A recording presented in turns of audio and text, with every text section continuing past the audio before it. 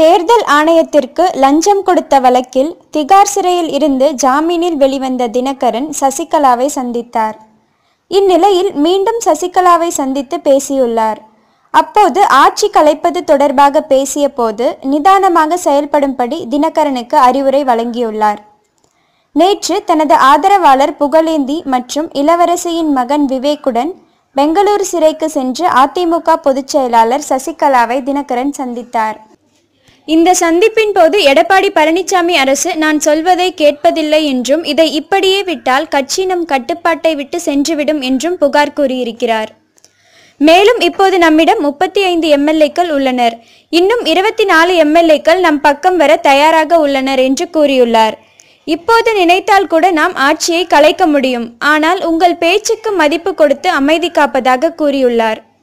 அதற்கு சசிகலா, நமக்கு 60 எம்எல்ஏக்கள் இருப்பது நல்ல விஷயம்தான். ஆனால் அவர்களை வைத்து நாம் ஆட்சியை கவிழ்த்திடலாம். ஆனால் மறுபடியும் தேர்தல் வந்தால் நம்மால் 10 இடத்தில கூட ஜெயிக்க முடியாது. மக்கள் அந்த அளவிற்கு நம்மீது எதிர்ப்பாக உள்ளனர் என்று கூறினாராம்.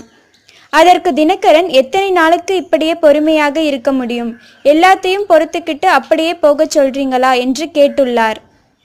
மேலும் நாம் இப்படியே இருந்தால் கட்சியின் முழு கண்ட்ரோல் அவர்கள் கையில் சென்றுவிடும்.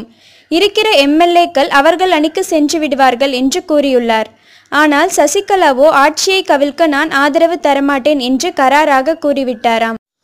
இது போன்ற செய்திகளை உடனுக்குடன் அறிய டாப் நியூஸ் சேனலை சப்ஸ்கிரைப் செய்யுங்கள். நன்றி, வணக்கம்.